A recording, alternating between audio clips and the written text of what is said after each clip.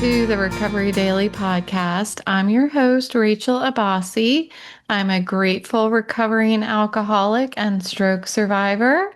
And today I'm going to be talking about fear, anxiety, and the illusion of control. And something that came up, a little memory bubble that came up today in my morning meeting was the morning drink. And how it became a routine for me.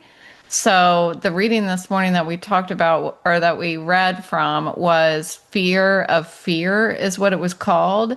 And it didn't really resonate with me until somebody said, Fear of fear is anxiety. And I was like, oh. So I wanted to talk a little bit about that, how alcohol became my way of managing fear and gave me like an illusion of comfort and control. The morning drink, how once I realized that the morning drink was acceptable, I put that in quotes because it's like it never even struck me that the morning drink was allowed. I mean, that sounds really weird because it's not allowed. I mean, it's not good. But once I realized I could do it, then a whole new world opened up to how I was going to cope with my life. A whole new world opened up as to how I was going to get out of bed in the morning. And thinking that I was fooling everyone. I wasn't fooling anyone. Learning that the freedom I sought through drinking was actually found eventually in facing that fear, sober, facing all of those fears. And I was petrified. I mean, I was petrified to face the day. I remember feeling that way. And that's why I'm so passionate about sharing about it, because I felt not only was I committing the slow suicide by drinking, but I was so terrified of living. I had fear and just debilitating anxiety that became routine in my life. It's crazy to even think about where my brain was. I was just in the dark. I was living in the dark, and I had no idea. So I was afraid of the future. I was afraid of failure. I was afraid of, like I said, the day. I was afraid of life. I was afraid of today in the program, we call it life being lifey. Well, I was afraid of it. I was afraid of things not going perfectly, yet I was doing everything I possibly could unknowingly to make sure that life didn't go perfectly, that life was as difficult as possible. I didn't know that. I thought I was making it as easy as possible. It's so just baffling. It's baffling. So my anxiety was just this constant hum in the background of my daily living. And that idea of it being a constant hum really for me depicts how strong the anxiety was. That the shaking, I could feel it under my skin. I could feel the trembling under my skin. And if I would go without alcohol, it was, you could see it, you know. And what I thought, I've talked about this before, was that I had familial tremor syndrome that ran in my family. It does run in my family. But what I was actually experiencing was withdrawal. And the trembling that was happening under my skin, that was anxiety. And it was like the more I felt it, the more I needed to drink to subside it. Yet the more I drank to try to subside it, the more it came back with a vengeance. The more uncertain that life felt to me, the more expectations I would build about how life should be. And then when life didn't match that picture, the fear grew louder. You see, so it was just like everything was imploding on me. And alcohol was my attempt to silence it all. And the only thing that was happening in the grand scheme of things was that I was silencing my entire life. It was, like I said, imploding on me from the out, from, I don't know, it felt like from the outside in, but I was dying from the inside out. And eventually you could start seeing it. You could start seeing that, I was getting very frail. The color in my face was going away.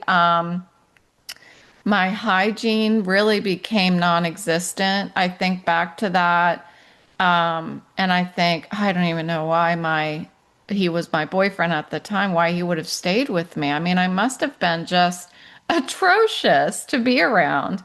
And from what I find out, like, I think it was getting to that point that he was, I mean, he told me about a year later after I was sober for a year that it was getting to that point.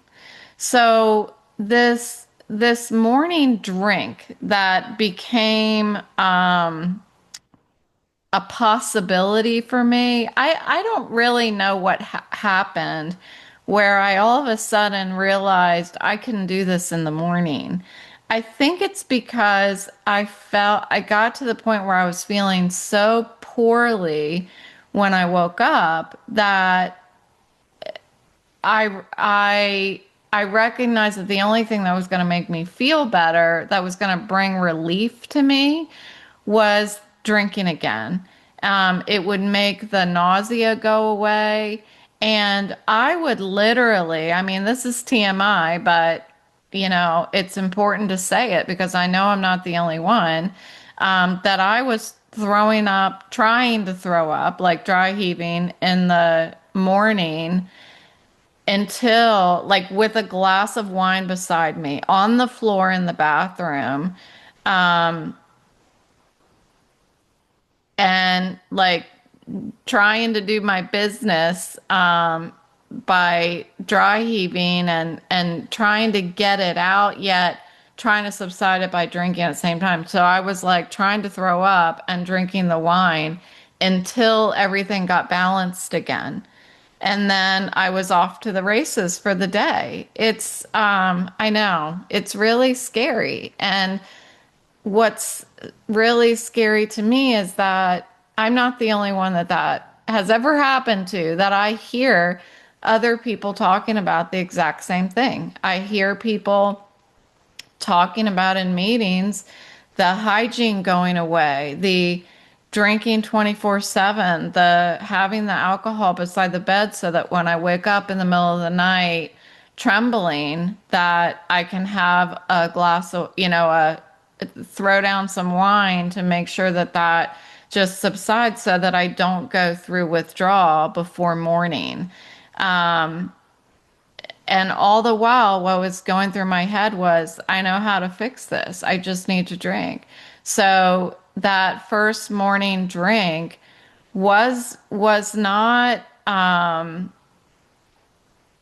like with the intention of like, oh, I'm going to start partying this morning.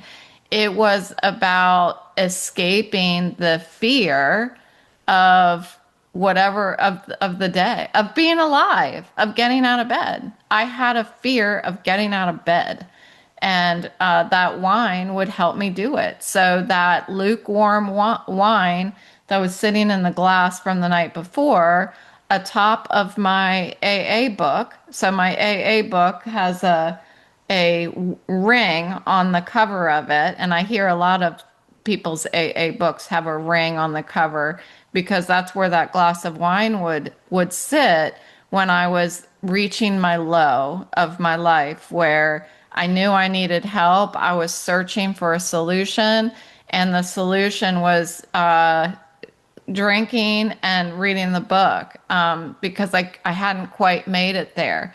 But sometimes that's what it takes. And they say that the only requirement for membership of AA is a desire to stop drinking. And I went to AA without being sober. That is all it takes, because sometimes we need the seed, and we need repeatedly to have that seed watered by going to meetings and still not quit drinking. That's how baffling and difficult the disease is to overcome. So then eventually that morning drink became this is what I do this time of day. This is what I do when I get out of bed. And it became a routine, and it gave structure to my fears, but yet it was just a temporary cage that just kept being built around me, and then it would crumble, and built around me, and then it would crumble, depending on how drunk I was. So there is this truth about that I have a problem, like recognizing that I was only finding comfort in alcohol, and knowing that that was a problem, yet feeling like, well, if this goes away, what more? I have nothing. I have nothing else. If I stop the drinking, then I have nothing. The comfort I thought that I was finding in alcohol was really just a momentary pause from my anxiety.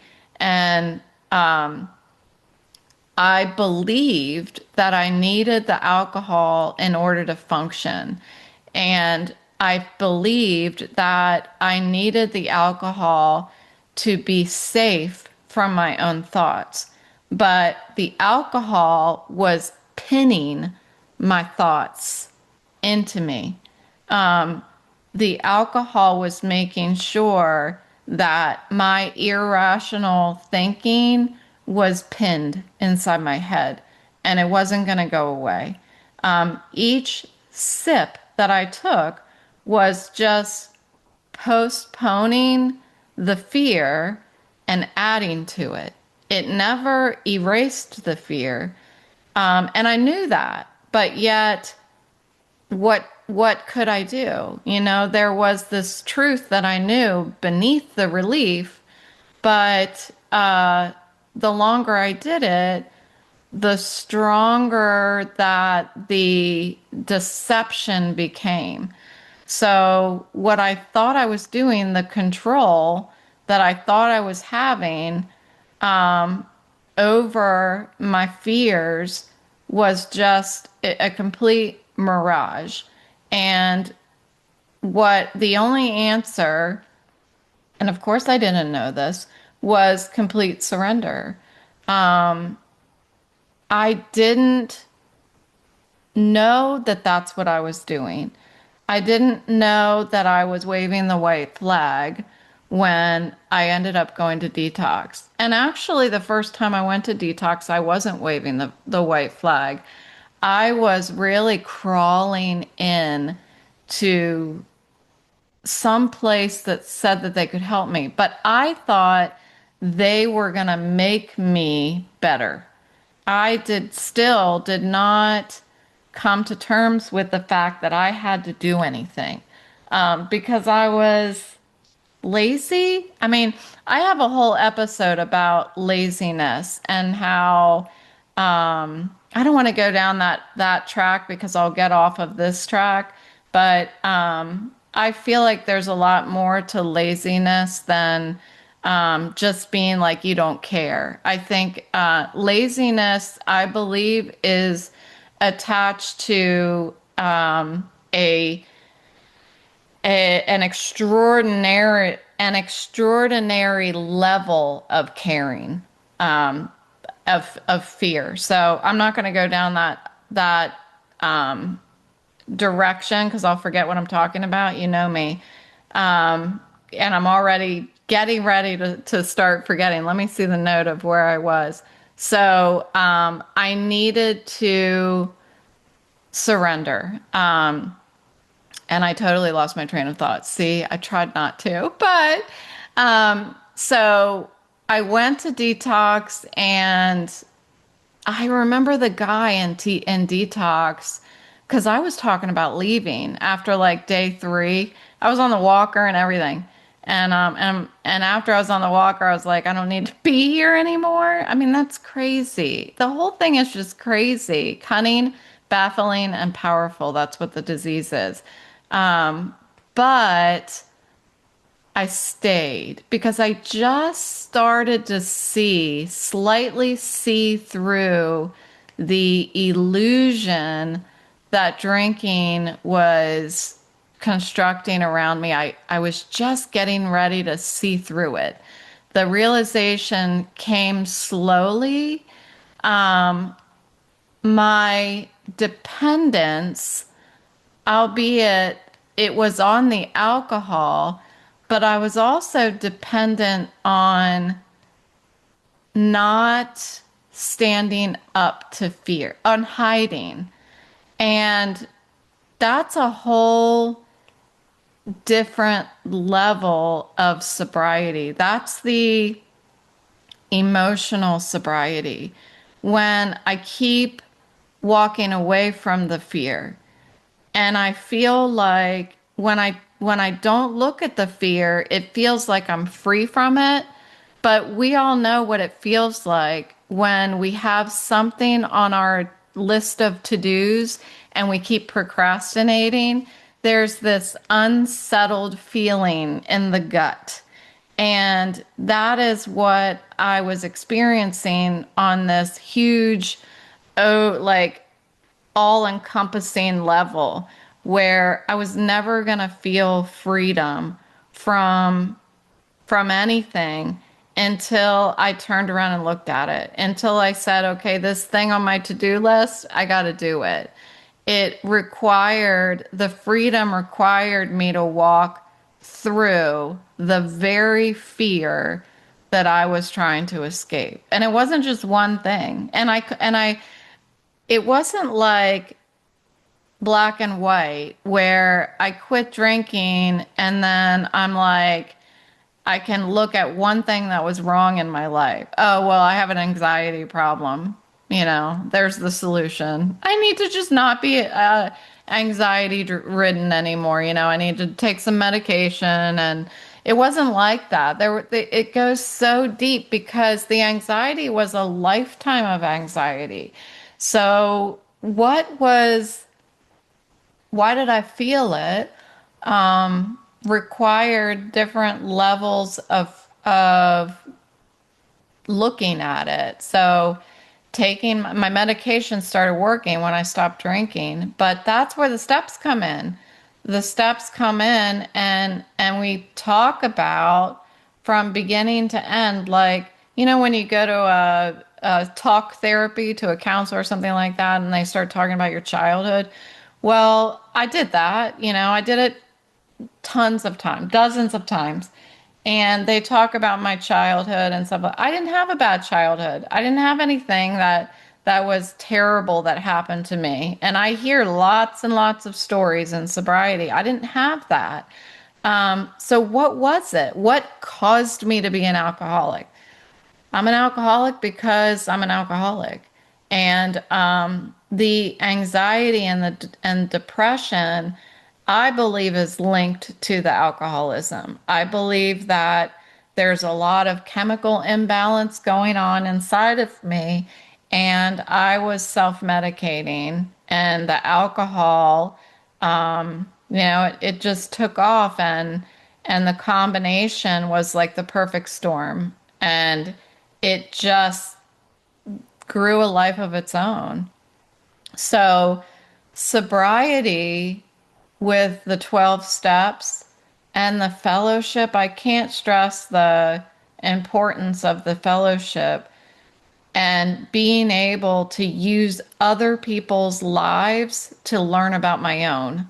That is the magic of of a sobriety program. That's the tools. Like the steps, yeah, the steps give structure to it, gives a learning structure to it, but using other people's experiences to learn about your own life, I mean, that is just incredible. That's an incredible gift to be able to face your own fears by using how other people faced theirs.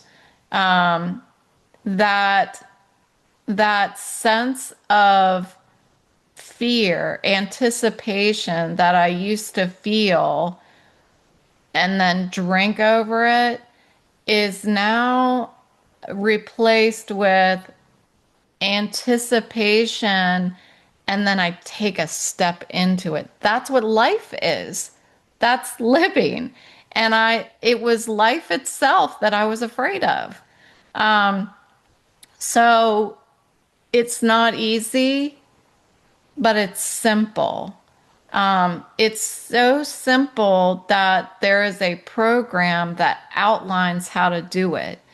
But it's getting to that program that is the hardest part because the fear, I say it all the time, the very thing that's keeping you, the very illness that you have is the thing that's blocking you from seeing that you're sick. And the the fears and the symptoms of being human are exacerbated by the drinking. And it's just impossible to self reflect when we've got this poison in our bodies. Um, Today, I don't need a drink to calm down. So my father and my stepmother came to visit last night and this morning, and we went out to dinner last night at our new clubhouse and overlooked the water and stuff, and it was so nice. And I saw the other people, so I was facing the restaurant and as opposed to facing the wall, and I saw the waiters and waitresses going by with the glasses of wine and the little mixed drinks and everything. There was one in particular that went by because I'm an alcoholic and I'm always going to be an alcoholic. And I feel that I'm always going to look at one of those fancy glasses with the pink liquid inside and the little cherry hanging out with the toothpick.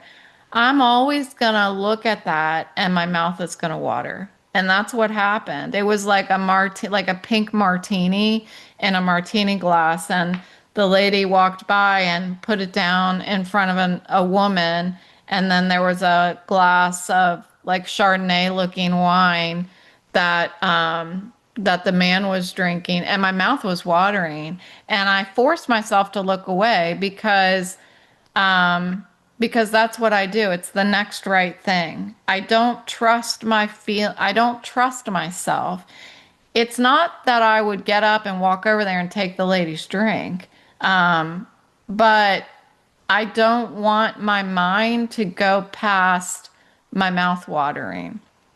I I know that that doesn't serve me, and this life of gratitude and this life absent of irrational fear, those those thoughts don't serve me.